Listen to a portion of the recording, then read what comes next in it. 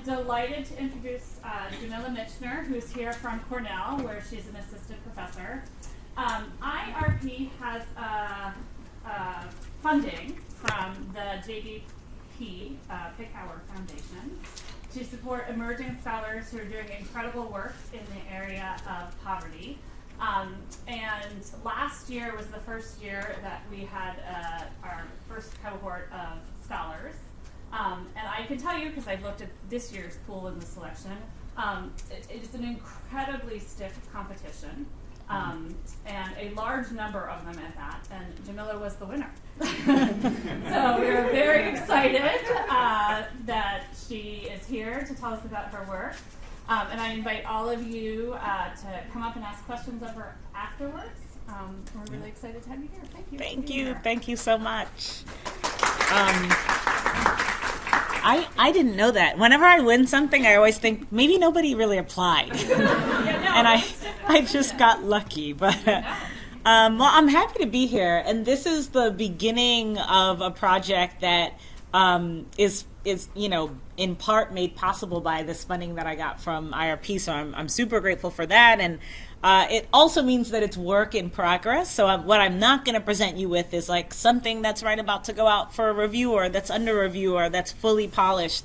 It's kind of like an early piece of what's going to be a pretty large book project, and I'm going to just focus on one aspect of it, and yesterday I gave a talk in political science on a totally different part of it, right? So I'm happy to kind of answer questions if you're like, wait, what's the piece? Where does it fit in?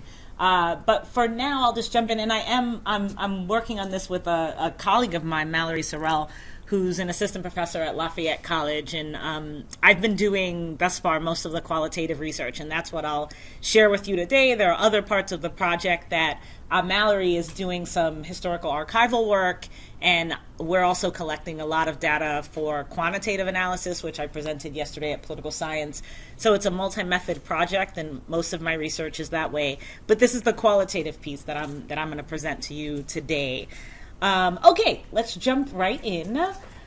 I think certainly this is the case in political science, and I would argue, I threw some sociologists on here too, so I would argue it's the same is true in sociology, maybe econ, I don't know as much. But there's certainly been an emphasis, I would say at least for the last 10 years, longer than that, but a kind of burgeoning emphasis at least for the last 10 years, on criminal justice. And I always put injustice in parentheses because most of this work is actually really about, kind of charting, ferreting out, identifying processes of injustice in the criminal system and racial inequalities and other things like that. I think this work is really important. But that's not what my project is about, right? And I say that to say that there's another side of the justice system, right? And it's the civil side. And the criminal side is salient for really good reasons, because there's the risk, for example, of your freedom being taken away, and there are all kinds of collateral damages that follow people through their whole lives once they get involved with the criminal justice system. And we know about the gross racial and class-based disparities in that system. And so that's important. But the other part of the justice system is the civil side. And so since I've started this project, I'll say to people, my first book was published. I actually usually have an obligatory book slide, even though the talk's not anything about that. But lucky for you, you're spared, because I forgot my obligatory book slide. But my first my first book was about health policy and Medicaid. And so a lot of my work is in the realm of social policy and thinking about the intersections between social policy, poverty, and political participation, right? And so when people say, what are you working on next? I think they expect me to say something that's like clearly in the realm of social policy, because that's what I do. So it's not an unreasonable expectation. And when I say I'm going to study civil legal institutions and inequality, I usually get blank stares, right? The vast majority of people don't really know what that is. But I think of civil justice in many ways as the domain of everyday life. It's the ways that your life can intersect with the justice system without you having to be accused of a crime or having to have committed a crime, but just on account of sort of living and kind of going through the processes that sometimes emerge in our daily lives, right? So housing is a big like aspect of this domain, right? And so every time I mention housing and evictions, people are like, Evicted, I love that book. And I'm like, so did I. But many of those people, when they're being evicted, they receive a summons. That's how they know that they're evicted. They come home and there's a summons on their door, or they open the door. I'll tell you a little bit about one of the people I interviewed who opens the door and, he's being served. And so the thing that sort of opens up the process of being evicted is really, it's a legal process, right? And if you want to intervene, if you want to stop that from happening, if you want to find some kind of redress, if you want to get some kind of help, you have to get a lawyer, or you have to go to court. You have to engage civil legal institutions, right? Same thing if your home is being foreclosed on. If you're involved in some kind of debt, it may be debt from interaction with the criminal justice system. That's actually still considered a civil matter, right? So it's, it may be debt on account of interacting with a creditor, right? It may be that you're in somewhat of an illegal or an exploitative relationship with the creditor or a debtor, and you may or may not know that. But you receive a summons, or you receive some sort of threat that you're gonna, that you're gonna be taken to court, or that you're gonna be sued. If you receive health benefits, I study Medicaid, so I think a lot about this, and I talk about this to some extent in my first book, where people are having problems with Medicaid and their benefits are cut off, and they're not supposed to be cut off. They're like, but no, this isn't, I know how the program works, this isn't right. And if you want to appeal that, often you'll end up in an administrative court. You'll end up in a civil legal proceeding. Even things like orders of protection for primarily women whose partners are abusive, are threatening to them in some way, that's actually a civil matter, right? And you end up negotiating those kinds of things in civil courts, often family courts. And there are plenty of other aspects of daily life, and a big one that I certainly think a lot about now is immigration. Issues of detention and deportation in the vast majority of cases are civil. So there are all of these arenas, way too much for me to study, right? So I'll talk to you about how I'm going to narrow it down. But all of these arenas that involve people interacting with, having to face, and having to navigate civil legal institutions, right? And so this project is really about thinking. I'm a political scientist, remember, which I gave the talk to political science yesterday, so I don't think there are many political scientists in the room. But I'm interested in thinking about the political dimensions of this, and specifically with respect to how interacting with these institutions, how navigating civil legal challenges and problems affects the way that people engage as democratic citizens, right? The way that they engage in their local communities, the way that they engage government or politics, the way that they think about their role as members of communities that have power and that are able to create and be a part of change, right? So I really want to think about the intersections of civil legal institutions, politics, and power, right? And part of that is always about inequality, because there are important inequalities that structure these systems. So I'll talk about that in a second. It's worth taking just a moment to kind of think through the civil criminal distinction, because like many distinctions like this, it's somewhat arbitrary and somewhat a construct, right? And so there are, in arenas like civil forfeiture, where your goods can be forfeited because of, criminal claims against you, these things can blend together. But what's important for me theoretically, right, on a kind of broad overarching level, is that one of the key distinctions, right, whether this holds in practice is a different thing, but at least in theory, one of the key distinctions between the civil realm and the criminal realm is that the civil realm isn't about punishment. It's not about any kind of retribution for something that you have been accused of doing wrong, or that you're suspected of having done wrong, right? It's supposed to be about remedy. It's supposed to be about making people who have lost something whole. And it's supposed to be, I thought I did. It's supposed to be about compensation, right? And so because the idea of what is supposed to happen in the civil realm is so different, that in many ways, the criminal realm can be conceived of as punitive. And the civil realm, at least in theory, right, it's different in practice, can be conceived of as protective, right? If you're being exploited, or if there's some kind of problem that emerges in your daily life, you can go to civil courts and find some sort of redress, or at the very least, some level of protection, right? And that notion, that idea, that potential that's embedded in the civil law, that there's a potential for people to mobilize this arm of the justice system in their favor, right, for the purposes of their protection. And for people who are otherwise, which I'll get to in a second, quite vulnerable, right, and who may not have that kind of opportunity in many other kinds of institutions in their lives. So this is why it really appeals to me to think about and focus on this arena, because it does feel like there's some potential there. And as a social scientist, I'm like, well, what's actually happening, right? And how do we think about the civil system? Do we think of it as sort of in contradistinction to the criminal justice system because it really is about protection and it really is about compensation and redress? Or do we see some of the same patterns of inequality reproducing themselves in that system, or something else, right? That's why we study it, because I don't know the answer to that at the outset. I also think about civil legal institutions as in interesting ways being at kind of the intersection of the welfare state and the carceral state, right? In particular, when I think about the welfare state, I think about three things in terms of the functions of what we think of or imagine to be the welfare state: risk protection, resource provision, and economic stability.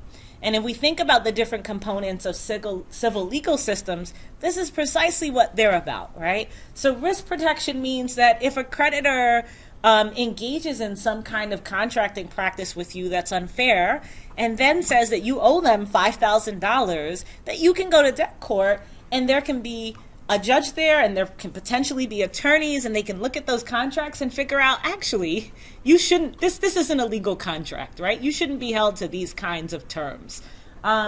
You can be protected from particular kinds of risks. You can also be vulnerable to those risks depending on the operation of the civil legal system. Resource protection, so when we think about things like housing or public benefits, these are resources that when, for whatever reason, they're being taken away from you, or there's a threat of them being taken away, the civil legal system is a place where those challenges can be adjudicated. And all of those things are related to economic stability and prospects for upward mobility, right? So in many ways, the civil legal institutions, kind of intersect with, are adjacent to, and are intertwined with other kinds of crucial institutions that we study as economists, as sociologists, as political scientists, that we understand to be important, but often we don't think about civil legal institutions in these terms and along these lines, right?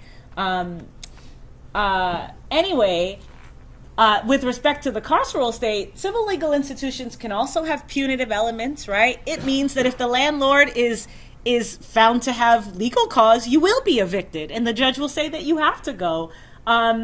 Or if there's a legal loophole in that contract with you and Capital One, and that legal loophole is one that they can exploit, then civil justice systems will uphold that law, right? And so there may be they may be reflective of punitive elements of our society, or of a kind of larger predatory political economy, and certainly are reflective of pre-existing inequalities. So these are the things that really attract me to studying this, even though when I tell people what I'm studying, they're like, wait, what are you talking about, right?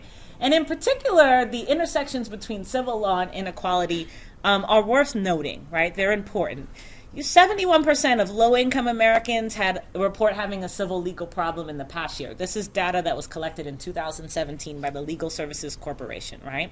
So 71%. This is the vast majority of low-income people. About a quarter report that they experience 6 or more civil legal problems. So the survey actually gives people like a range of choices to choose from in terms of whether they've had any interaction with the courts or with legal institutions around these kinds of problems. About a quarter of low-income people are saying 6 or more in 1 year. That could be pretty overwhelming, I might imagine. Among beneficiaries of legal services or legal aid, about 72% are women. 52% are people of color, and there's the distribution. So there are sort of race, gender, class dimensions to this that mean that it's an arena that people who are interested in thinking about inequality and the way that it's institutionally perpetuated should be thinking about civil institutions as well as, criminal justice institutions and all sorts of other important institutional venues.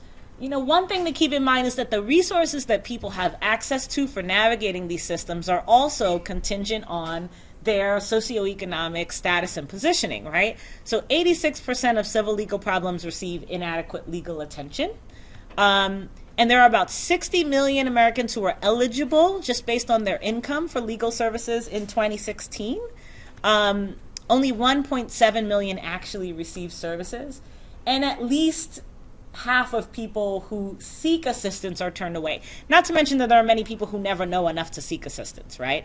The people who are actually able to receive assistance, are usually people who are most poor, most vulnerable, but also, I've been doing interviews with a lot of attorneys, so I know this, often like most deserving in a kind of typical sense, stereotypically. And it's interesting, these attorneys will say, we know that's not quite right? But we got to do triage. There are more people coming to us than we have the resources to help. We have to pick people whose cases we think we can win, who are going to look sympathetic in front of a judge. And so it's going to be, one of the attorneys that I talked to that I interviewed in Georgia in July said to me, if some dude comes in and he has a really meritorious case, and I think he's probably being mistreated, and like maybe I could win that case for him, and some lady comes in and she has 5 kids and also has a meritorious case, like, even though I should probably help both of them, I can only help one, and I'm going to choose the woman with 5 children, right? So this structure of limited resources and resources that aren't sufficient to help all of the people who have need, and who have need even by the standards established by state and federal governments, means that there's a lot of filtering going on with respect to who has access to these resources. And there's less than one civil legal aid attorney to help every 10,000 Americans living in poverty, right? So there's a real dearth of civil legal resources in a context where the people who are the most vulnerable and who are in the most need are most likely to need and seek out assistance for these resources, right? So as I mentioned earlier, I'm interested in the politics of civil legal inequality. So people say, well, what do you mean the politics of it? I'm a political scientist, so I'll tell you what I mean by this. But I'll give you an example to show you sort of where these questions come from. They actually predate my time as a graduate student or me being a political scientist, honestly. Growing up, there was no one in my life who had any kind of a professional job, right? Like my parents were like emptied trashes and just did things like that. And I knew I wanted to go to college. I knew that I wanted to be able to live a different life. Like I wanted to be upwardly mobile, but I didn't know any jobs, right? So it was hard for me to have like a goal. But I remember my dad watching this movie, don't laugh at me, a Tom Cruise movie, The Firm. I think it must have been the 90s, right? Or maybe the late 80s. I don't know. How old am I, right? And I remember thinking, ooh, lawyers seem cool. And that's how arbitrary it was. I was like, I'm going to be a lawyer. And so I went to college thinking that I was going to be a lawyer. But my first year of college, I took a sociology class called The Sociology of Poverty with Sarah McClanahan. And I loved it. And what I felt was that I had picked up a language to describe things that I experienced my whole life, right? And I was like, man, whatever I do in my life, it has to have something to do with poverty. But also I'm going to be a lawyer. So I thought the perfect way, because it's the only career I can think of. So I thought the perfect way to bring these things together is I can be a lawyer that represents people living in poverty. And so the summer of my junior, or the end of my sophomore year, I start searching for internships. I want to get an internship at a place that does this. And I got lucky enough, I just sent a letter. There was no job posting. I sent a letter to Queens Legal Services in Queens, New York, where I grew up. I thought, this is right in my neighborhood. Maybe they'll take me in. And I said, I want to do an internship. Will you hire me? And they did. They did. The executive director was like, you're from Queens. Like, you want to do this work? Come on. And they even paid me. It wasn't an unpaid internship, which I would not have been able to do if it was. And so I did this internship at Queens Legal Services. And ultimately, I hated it. It convinced me that I didn't want to be an attorney. So that was good. But the reason I hated it is because of all the questions that it raised for me that there was no way of answering in the context of that internship or in the context of that institution. So we had lots of people coming through the door who were being evicted, right? That was probably the number one thing that was happening. We also had lots of DV cases, a lot of women, overwhelmingly Black and Latina women, coming into the office asking questions about how they could get orders of protection. We had some employment discrimination issues. In particular, that office specialized in people who had been fired from their jobs, and mostly service workers who had been fired after their employers found out that they had HIV, right? That they were HIV positive, which was illegal. And a lot of public benefits cases.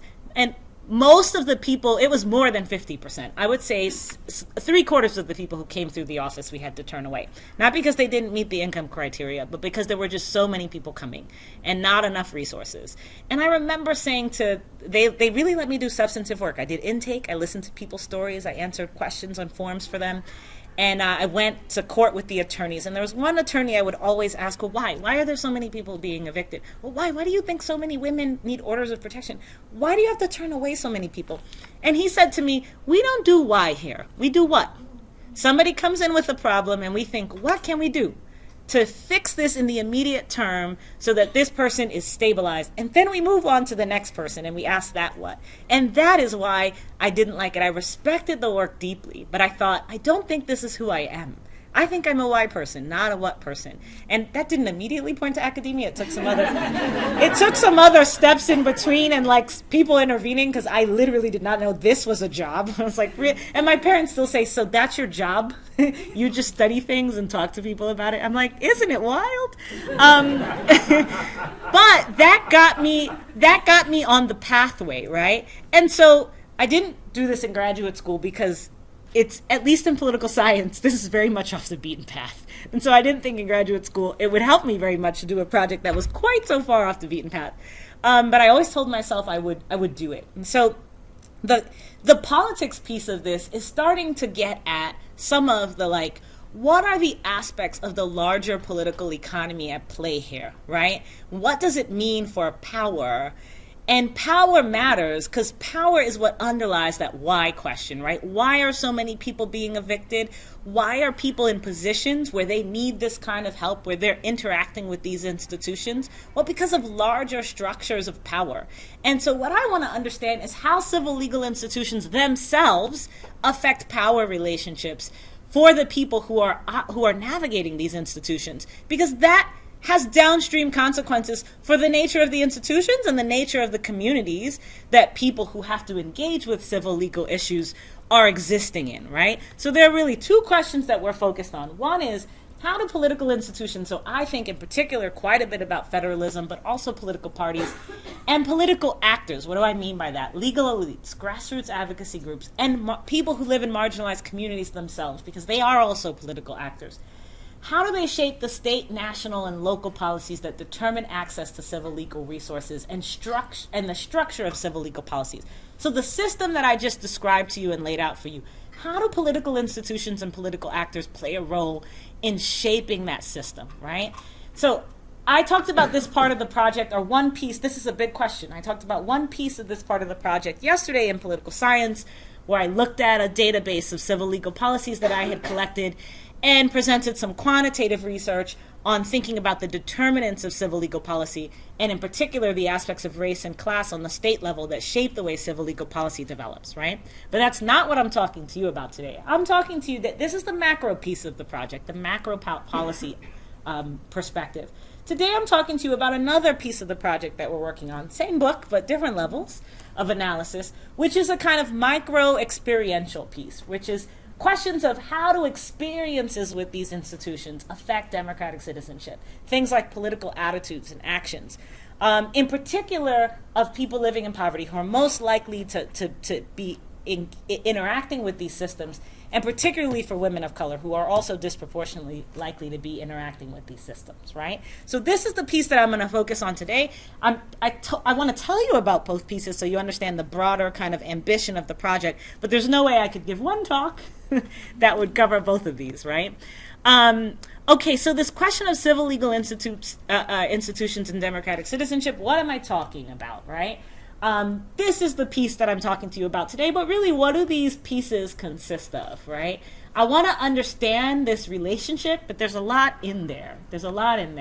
So as far as civil legal institutions, I'm really thinking about and focusing on three things, right? Courts. They tend to be the first interface, the first place people have to go when they figure out there's some kind of a problem. Legal aid organizations, many people don't even know that they can get help from anyone. So they just go to court. And the court is the only thing that they're interacting with. That's actually the modal experience. People just go to court, they muddle their way through. It usually doesn't work out well for them when that happens. But some people figure out, usually through social networks or connections that they have, sometimes at the court, they go there and it's such a mess that the judge is like, you really need to find a lawyer. Now, one thing I should point out is that, civil law is not like criminal law. You don't have a constitutional right to representation, right? So Gideon versus Wainwright means that if I steal a donut and the most that I can get is 30 days probation, I'm still going to have a lawyer in court, right? Because that is a criminal infraction. Gideon versus Wainwright doesn't apply to the civil system. So if my kids are being taken away, if I'm being evicted from my home is being foreclosed on, I need an order of protection because my life is being threatened, I don't have any constitutional right to an attorney. So the vast majority of these folks are showing up to court and they don't have representation. So all they have is court and they're alone. And they're usually going up against someone who does have a lawyer, right? So 99% of tenants are unrepresented in court, and 99% of landlords are represented, right? It's literally David versus Goliath. It's the same thing for debtors. If you go to, for example, New York City debt court, there's an entire room, Part C, and it's just for Capital One cases. It's just for Capital One bringing people to court. For sums like $100, $500, $600, although by the time you get to court, Capital One is going to charge you 3 or 4 times that because now they're charging you for all their fees and they have one attorney that just lives in that courtroom for them all day and squeezes as much out of those people as possible. And most of the people coming through the courtroom have nothing, have nobody. And so courts are a huge part of shaping people's experiences, and there are really palpable, clear inequalities that exist in those institutions. But some people end up getting aid, right? Getting assistance. And so legal aid organizations play a large role in sort of mediating people's relationships with the court and affecting and shaping outcomes. And then there are community organizations. I didn't know community organizations were part of the organizational and institutional structure here until I started doing some research and realized that community organizations are often on the forefront, identifying people who have legal problems and either connecting them to legal aid organizations, or when that's not possible, because remember, legal aid has to turn down almost like a vast majority of people who are coming through their offices, or sometimes providing them with skills like, let's do workshops, we're going to teach you how to behave in court, and then often catalyzing them politically, saying like, you went to court yesterday, didn't it suck? Like, here's what you can do about it. Here's how you can potentially change that in the future. So all of these things, I think, affect democratic citizenship. And I think of democratic citizenship broadly. It's not about in and out citizenship. Are you a citizen? Are you not? Right? It's not about documentation status at all. I'm thinking about it in a very different theoretical register. And it really isn't in the vein of T.H. Marshall, right? And I'm thinking mostly about social citizenship, your ability to access the resources that you need to survive, and political citizenship, your ability to have a voice in shaping the processes that enable you to access the resources that you need to survive, right? So I want to understand how these institutions affect that idea of democratic citizenship. I'm going to focus on 3 civil legal domains in this project. I won't go into this too much now because I don't want to talk forever. But I'm selecting these domains quite intentionally, in part because of their range in terms of race, in terms of class, and in terms of gender. Each of them are inhabited by a different set of people. They also are quite different in terms of the level at which the state has responsibility for these things. Housing is usually quite local, and local courts are making all the decisions, and often they're making localities are making the law around what happens in housing court. Debt court is often at the state level. These are state courts, and the law is often state level. And immigration courts are federal, right? So a lot of people say, oh, but there's so much variation here. How are you going to isolate like the effect of X or Y variable? That's not the point of this case selection or of this piece of the project, right? The point is actually to understand the range of institutional forms and the range of experiences that they produce for different kinds of people at different accesses of vulnerability, right? And we take a qualitative approach here that mostly involves in-depth interviews with key actors across the country. What do I mean by key actors across the country? Civil legal aid beneficiaries, people who seek that assistance but never get it, right? We don't just want to select on the people who get it. We want to talk to the people who wanted it but never got it. People who have legal problems who never seek out assistance, right? That's another potential way we could select on the people who just want assistance. But the people who have the problems who never even think about or who don't want to get assistance, who just walk into court, those are important people to engage too. I'm recruiting those people through community organizations, through legal aid organizations, at courthouses, and just in neighborhoods, right? Happy to talk about the challenges of getting a wide range of people with these kinds of problems to talk to me. We're also interviewing attorneys, organizational leaders, advocates, activists. So far, I've done 31 interviews, mostly in New York and Georgia. There's a bunch more that I'll be doing over the next year or so. And I've also been doing observation in courts and legal aid offices, which is just sitting in those spaces and like observing for myself what people are experiencing. So I want to give you one takeaway, and then I'll show you a few examples from the qualitative data, and then I'll stop, right? One takeaway is that there's no single story. There's actually cross-cutting forces at work here. So a single story would be if I said, like, the civil legal system is demobilizing and undermining the political engagement of people living in poverty, right? That would be a single story, and I could show you evidence of that, right? But that's not what I'm finding. What I'm finding is that there are different institutional nodes in this system, and each institutional node has a different implication. So for people who primarily and exclusively interact with courts, that single negative story is exactly the case. The courts are alienating, they're confusing, they're demoralizing, and they're also powerful. So what gets decided there affects your life unequivocally, and there's very little you can do. People feel that power, they feel their own powerlessness, and they react by disengaging because there's nothing that they can do, right? Legal aid, when somehow this process gets affected, or there's some kind of intervention by lawyers and people involved in legal aid, that's different. People feel empowered once legal aid becomes involved. They feel incorporated. They get to understand what's going on in a way they couldn't when they were on their own. But legal aid is really limited. It can't help everyone, and it can only help you within the confines of the law. If you don't have a case that is meritorious on legal grounds, they can't help you. It doesn't matter how much of an injustice it is. It doesn't matter if the law is wrong and it gives your landlord an advantage. The difference between interviewing people in Georgia and New York, it's really amazing. In New York, people are like, legal aid helped me so much because the laws are actually tenant friendly. In Georgia, people are like, I really appreciate legal aid. They tried their best, but there just aren't tenant-friendly laws here, right? And there's nothing that legal aid can or will do about that, right? So, like, incorporating in many ways, but limited. And then community organizations are actually mobilizing and engaging, right? Beyond the law, because what they try to do is bring people in order to position them to be empowered to change the laws, right? But they're resource deprived. Of all of these nodes, they have the fewest resources, right? And they lack extensive reach. They're often limited to particular communities. Lots of these organizations in New York City where I've been doing interviews. Very few in Syracuse where I've also been doing interviews, right? So there's variation across place in terms of the resources and the density of these organizations. Just a few examples. Courts. This is a woman I interviewed, Candida. She talks about the first time that she went into court because she was being evicted. I didn't realize what the resources were in court. I don't know what's going on. And I start getting wrapped up in the Bronx housing court nightmare. I did a word search through the transcription of this interview, and the phrase "I don't know" emerged 30 different times, right? The primary feeling that Candida, these names are not real. Candida is my best friend's name.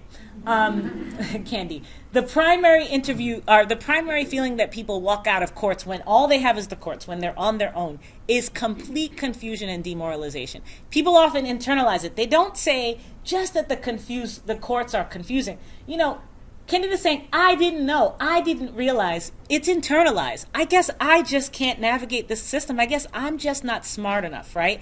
And so when it comes time to doing anything else that involves engaging in your community, why would you, right? You've already learned that you're not equipped to navigate complex systems. Ronald is a really different example. Ronald talks about the slumlord he had a Section 8 voucher. Section 8 inspected his apartment and they said, there are some things here that we're not going to keep paying. These things have to be fixed, right? It was substandard, the conditions. Section 8 said, we're not going to pay until these things get fixed. They told Ronald, you keep paying your portion, right? But they stopped paying theirs. Well, guess what? The landlord didn't fix anything. The landlord just decided to get rid of Ronald, right? And so Ronald got sick. He went to the hospital. He had a lung collapse, something really dramatic.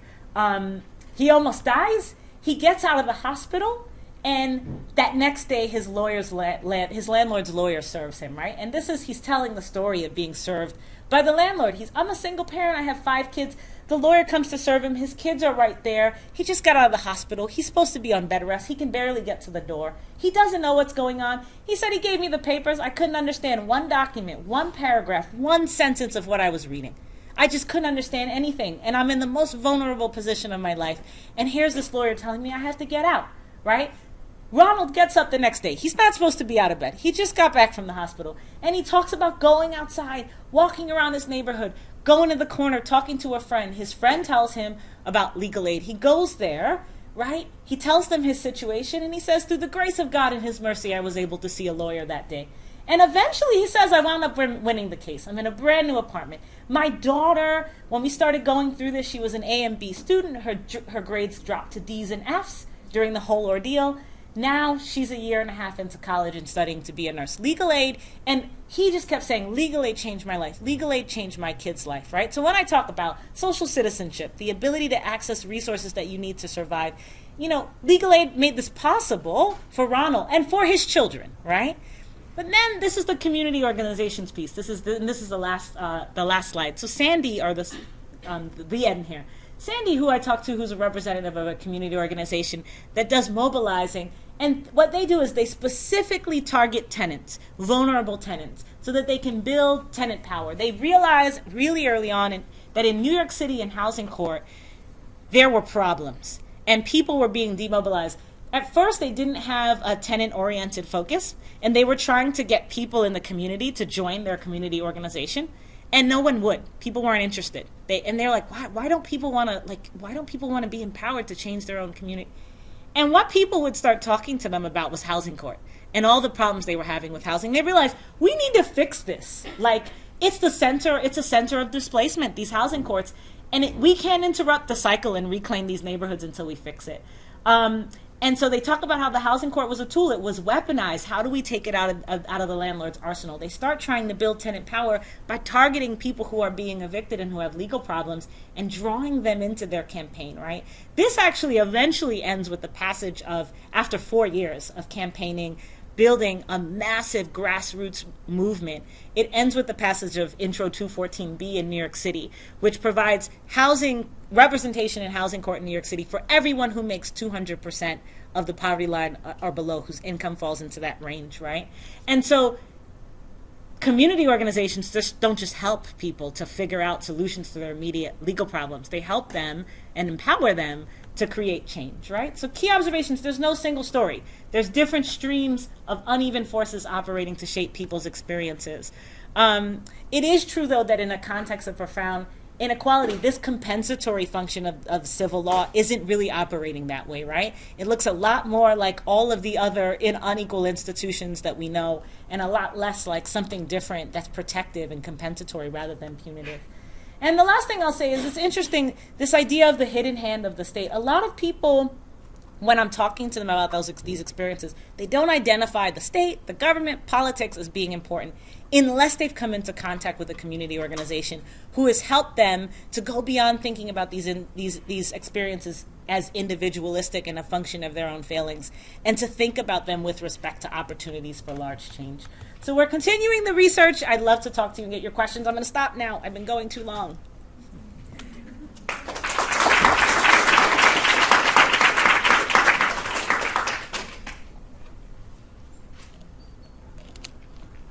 Questions, comments, ideas? Yeah? Yeah, so you talked about some of the barriers that people face in terms of seeking legal aid, like not having the information, or there being resource constraint that they go and they can't get in. You didn't mention it, but I assume that cost might also be a barrier for some people, or is it free for most people who go? Oh, so these legal aid organizations that I'm focused on here they're providing free services to low-income people, yeah. Okay. And most low-income people, the idea of going to a lawyer they have to pay for, it's just not even in the realm of possibility. Right. Yeah. Okay, so I guess I was just wondering, among those barriers, what do you kind of see as like which ones are the largest, or like keeping most people away? Like, is it the information one that you think is the most prevalent, or they're just kind of all there? I will say I think that information and resources actually can work together in a self-reinforcing and negative way. In other words, a lot of people know that there's a legal aid offices sort of plant themselves in poor communities, right? So you pass by, you pass by when you go to the train station. The legal aid office that I interned at over the summer of my junior year was right in my community where I grew up. I had passed by it before. I didn't know what they did. I didn't know what they were about, but it was right there, right? And so people understand that these institutions exist, but they also know that like a lot of people get turned away. So the lack of resources means that you're turning away a lot of people. And because these institutions are community-based, it means that word on the street is like, they're not going to help you, right? So even if you know it exists and you know what it does, like you might not think there's any point in going there. And it's yet another rejection in a life where you're experiencing a lot of those, right? And you already don't have a lot of faith that anybody cares to help you very much, right? And so going into this place in your most vulnerable moment and asking them for help when there's a high probability that you'll be rejected, that is a really like destructive cycle. Yeah. Do you have a sense of how like the legal aid is funded, or how those funding streams could change, or like the role, like is it local or is it coming federally? Yeah, so I presented a bunch on that in my other paper yesterday. So most of the most reliable funding and most of the funding is federal, right? So it's funding that is funneled through the Legal Services Corporation, which in every single one of Trump's budgets, he has proposed completely defunding the Legal Services Corporation, like just entirely getting rid of it, right? Which would literally be wiping out like the main way that low-income people are able to have any access to legal representation, just wiping it out. So I'm not saying anything about the president. People are like, don't get political. I'm just saying that that's like literally in the budget every time. Like you think about it what you want to think about it. But so the federal government is doing a lot through the Legal Services Corporation, right? State governments also do quite a bit. There are a handful of state governments like Florida, Louisiana that just provide zero funding for this, right? Remember, you can't provide zero funding for your public defender program because like legal defense in criminal court is constitutionally mandated. Legal defense in civil court is not a constitutional mandate. And so states don't have to pay anything. The federal government doesn't have to pay anything. And so that means that funding is really really volatile. It changes a lot over time, and that some states opt entirely out of it. And even those states that don't opt entirely out, there's funding in Mississippi, there's funding in Missouri. It's very, very little. I mean, they're barely contributing anything. Localities often do this, municipalities, in particular big cities. In New York City, the program that I talked about, I mean, that's costing the city about $100 million a year. It's a huge investment for them. It's been going on for 2 years now. All signs point to the direction that it's actually saving them money, and that fewer people in court because it's changing landlord behavior. Predatory landlords know that there's going to be a lawyer there in court with the person who they've been taking advantage of thus far, and they're literally changing their behavior, and evictions are going down, right? And so, I mean, the great thing about New York City and San Francisco is actually implementing a program very similar now that's not means tested, actually, that's universal. Lawyers for everyone who's being evicted and who's in housing court.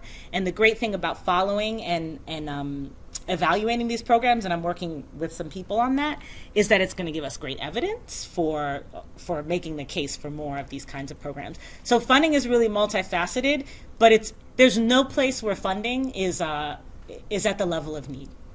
Even in relatively generous states like New York and California, funding doesn't even begin to approach the level of need.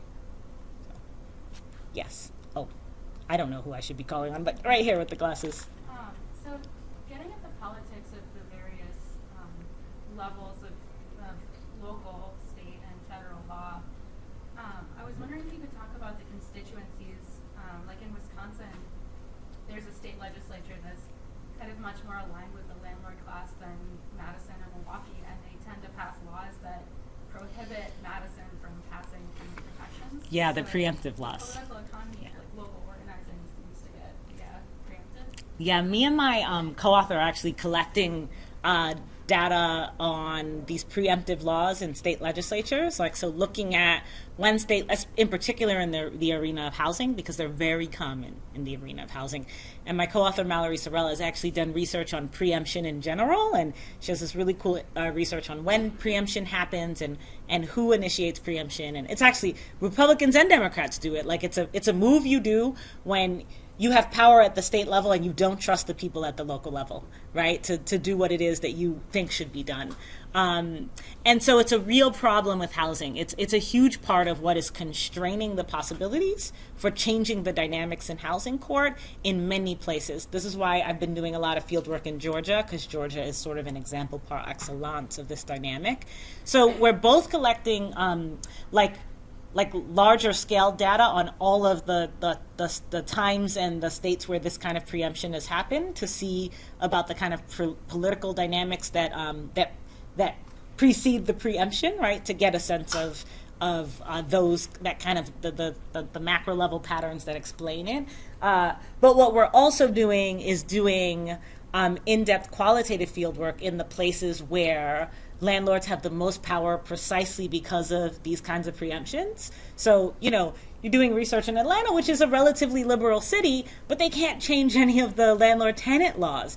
And so you have these judges in housing court in Atlanta who are like, a lot of the judges are people of color, women of color. A lot of the judges are relatively like liberal or progressive, depending on how you think about those categories, but self-described, let's say that. But they can't do anything. They still have to evict you if you can't pay. Whereas in New York, there's a little bit more room to think about, okay, you can't pay, but like what are the conditions of the apartment? If you're living in a substandard apartment, like maybe you shouldn't have been paying as much. And the judges they can do something. In Georgia, there's just nothing that they can do really. And that's about the larger like political economy of the policy structure, right? So we're actually thinking about both. Like in places where that policy structure is more constrained, what are people experiencing in courts? In places where it's less constrained, what are they experiencing? So that we get both the macro patterns and the micro experiences, right? Yeah. As the question I was going to ask, I think follows on nicely. I was going to ask about judges. So you hadn't said anything about them until now, so I was curious about why they weren't part of the story. But your response made me think about, things like bar associations, or who's providing the support for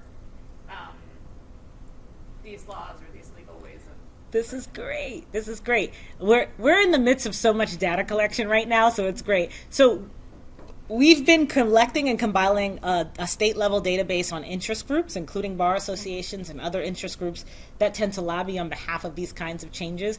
Bar associations are really interesting. They can be like pretty, not politically conservative in like any kind of hard way, but they don't tend to push for transformative change. So if you think about New York City, Intro 214B was not the idea of legal elites. And even though bar associations had been pushing for a long time for more representation in housing court, they said like, let's get it for children. And let's get it for the elderly. And it was very targeted because they didn't think like a big ask was going to happen. They didn't think $100 million a year was going to happen.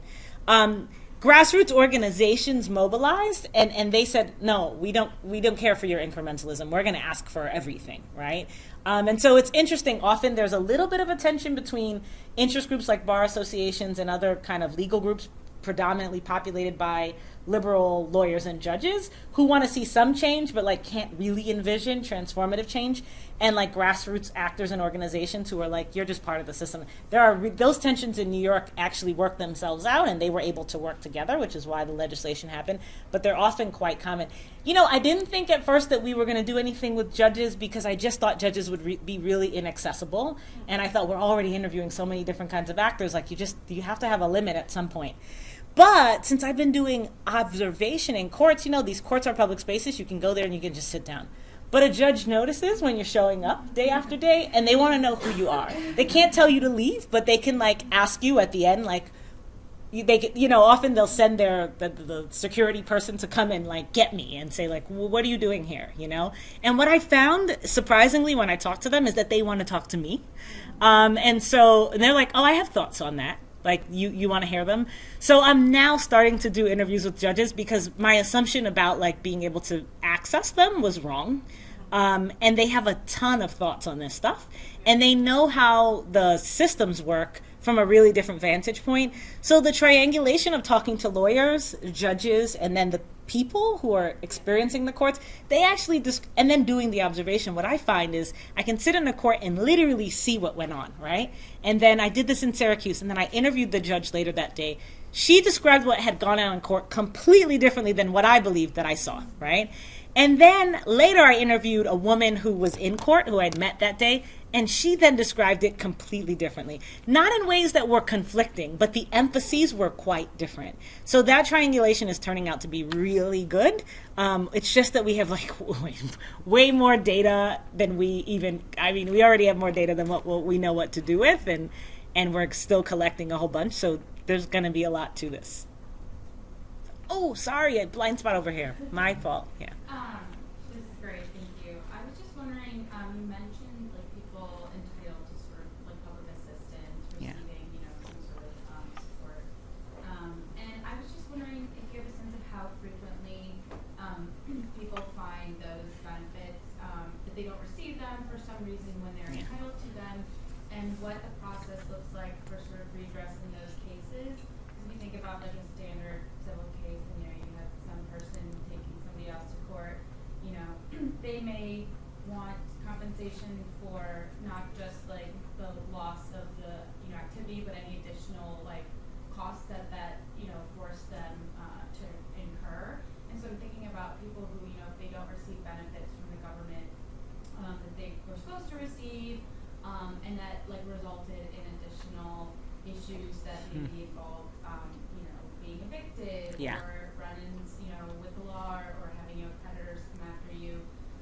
What sort of like redress, is there actual redress available to them in the same way, and does the court sort of treat that analogously to sort of distinctive private? Yeah, not per se. So the dynamics are quite different when the state is one of the parties, right? And this is the case, so evictions, for example, in the public housing sector operate and look quite differently. Often the processes themselves feel a little bit more like humane, respectful, just, but the outcomes aren't really necessarily much different. And if anything, it's the state arbitrating against itself. So it's actually pretty difficult to get a good outcome. And there are also people don't have attorneys in those instances. With public benefits, it's similar. And so the direct answer to the question is, if you lost your public benefits unfairly and that resulted in some sort of negative economic outcome, you lost your job or you lost your home, or there's no redress. You can get your public benefits back, and you may even, depending on the administrative judge, get some retroactive benefits, but there's nothing to reflect the fact that you've lost a tremendous amount on account of that mistake. The first part of the question in terms of how common these things are is really hard because it varies so much across states. For Medicaid, I have FOIA'd a ton of states. And what they can what they can tell me when they're responsive to the FOIA, states like Virginia are well, we only respond to FOIA requests if you're a Virginia resident. And I'm like, is that legal? I didn't think that's the way that FOIA worked. So anyway, and there are other places that will send me data, but send it to me in a form that's this is just impossible. There's millions of entries here, and it's going to take a long time for me to sort through this. But many states will give me and have given me information. But the information they give me is how many people they're cutting off of public benefits, right? They can't tell me how many people they're unjustifiably cutting off of public benefits. They don't think any of those are unjustifiable, right? So I have to have some other criteria for discerning that, and it's very difficult. Some of the information and data that I've gotten have been from legal services agencies that have been willing to work with me and let me have access to their records. And they keep pretty good case files on how many people are coming through with what they consider to be meritorious public benefits cases. And there's quite an ebb and flow of that. And it's an ebb and flow that's related to state policy, right? So a new governor takes office, or there's a new director of human services, and they're crack down on eligibility. And then, Pennsylvania, some of the legal services organizations there have been great and have given me a lot of data. And it's just, you can see with the shifting administration or changing bureaucrats, the cases spike. And so that gives me some sense of like the political dynamics, but like knowing the raw number of people who are unfairly being cut off their public benefits, I think that's pretty close to impossible information. Maybe large surveys of low-income people, but they don't know whether, they always feel that it's unfair, right? When there's like some kind of meritorious case per the actual eligibility standards is something that ordinary people can't judge, but also something that the bureaucracies can't judge themselves on. So legal aid agencies are the only ones who have some way of, and there's only a selective number of people coming through their door, right? So that's like a close to impossible question, but that's what we're here for, right? Yeah, sorry, I didn't No, that's all right. That's what we're here for. And relative to like the other stuff, like how common? Oh, in most of the legal aid agencies that I interview, public benefits are one of the biggest parts of their caseloads, right? A lion's share of their work is being spent on public benefits, so it's huge. Yeah. Hello. what do these services look like in rural areas? Mm-hmm. This is great, and I've been purposely, I'm in upstate New York, so it's hard for me not to think about this. And I've purposely been doing research, at least within New York State, in the city, in places that are, consider themselves urban, but aren't really by my standards, like Binghamton. And then places that are in between, like Syracuse, and then the very rural areas immediately surrounding Cornell.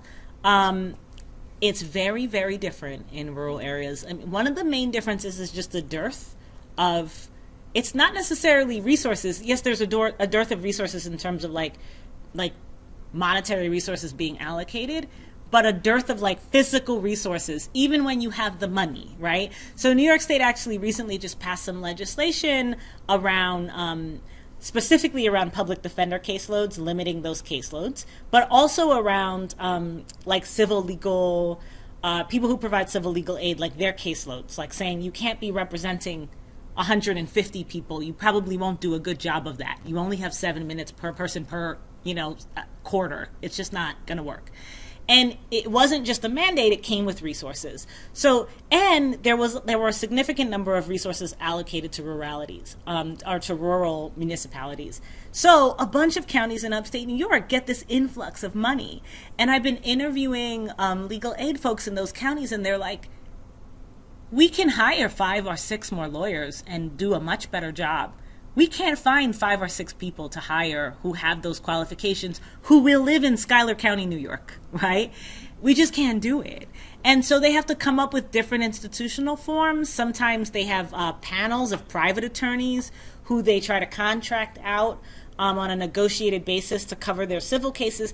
They have to do all sorts of things. Most of these things amount to the representation that rural people are getting in court being subpar. It's also a much smaller world. All the judges know all the lawyers. You cannot make an enemy of a judge that has a lot of power. Often that's the only judge in the county who does the kinds of case. And so it's very hard for lawyers to push and to defend their clients in the ways that you can in New York City, because you can get a different docket with a different judge potentially. And there are different constraints. There's also the information piece is huge. It's just hard for people to know that they can get help, to find that help. And even in the same county, you might have to drive an hour to get to where that legal aid office is. So there are really kind of pointed and important differences in rural areas. And that's certainly going to be part of the focus of the book, is kind of sub-state geographic differences.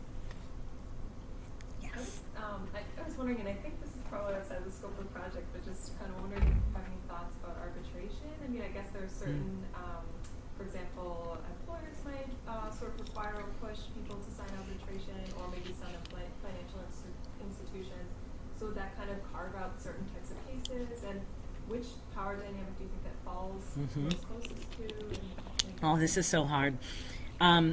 It's hard because it favors the people who already have power. So I didn't think about arbitration at all I just didn't think about it. Maybe it's because I'm not a lawyer, and there are just things that are in my blind spots that I'm sort of stumbling across and realizing, oh, I guess I need to read a bunch more about this and learn some things. But arbitration came onto my radar because I've been doing the observation in courts, and in particular in housing court, but also in debt court. Judges have and this is certainly in New York State. I've also found this in Georgia. I'm going to spend a lot of time in the spring doing field work in California. And I've also been doing some work in New Jersey. There are a bunch of different states that we're going to, between me and my co-author, that we'll spend time in over the course of the next year and a half. And we've kind of picked those selectively with different elements of range in mind.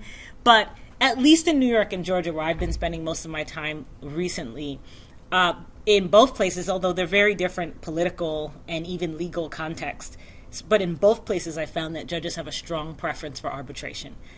They prefer it because they think that in the context of judges never suggest arbitration if the client has, or the defendant has an attorney.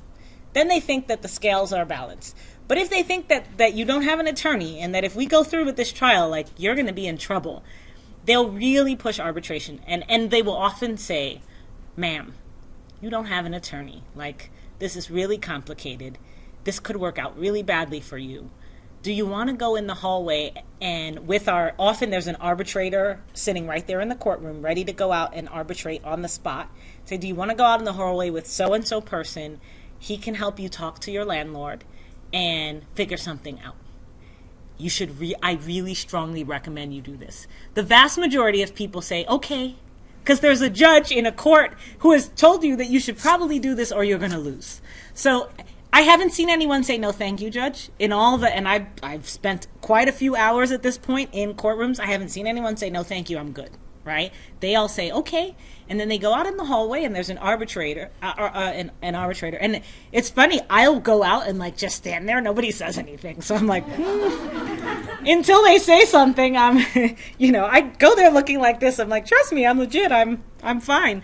And usually in the vast majority of cases I've observed, the person who's doing the arbitrating says to the landlord, so what do you want? What's the base, like what's the least that you'll take, right? And the landlord will often say, well, fine, right? But the terms that they offer are not good. Like, instead of them having to be out in 14 days, I'll give them 30, right? Those are the kinds of terms, right? I was observing, and I'll end really soon, but I was observing the court a few weeks ago, and the landlord had decided that he wanted to evict the woman because he did a background check on her son and figured out that he had a criminal record. Her son did not live with her, but visited the property frequently. So he had gone to her and said, I did a background check on him. He has a criminal record. I don't want him visiting you. And she said, well, that's my son. He doesn't live here. He just comes sometimes to visit me. And she said, nope, I don't want him. The landlord said, no, I don't want him visiting you. And she said, okay. And the landlord proceeded to surveil her, and on one or two occasions found out that her son had visited, and so began eviction proceedings, which is perfectly legal, by the way. Landlords, she could do that. It was within her legal rights, given the nature of the contract. And so the landlord, he wanted her out because he didn't like her criminal son visiting the property. And he wanted her out in 14 days, which was the least possible amount. That's how much notice she had been given. They went into the hallway to arbitrate. And what she got was that she could have 30 days instead, but that if in that 30 days he observed her son on the property, then she would have to leave that day that he observed her son on the property. That was the arbitrated agreement, right? It didn't benefit her very much at all, right? So I don't have a lot of faith in arbitration. That's just based on the observation, though. I'd have to think about like what kind of quantitative data I could get on that, or even if it would be within the scope. But my gut tells me that arbitration is not benefiting the most vulnerable people.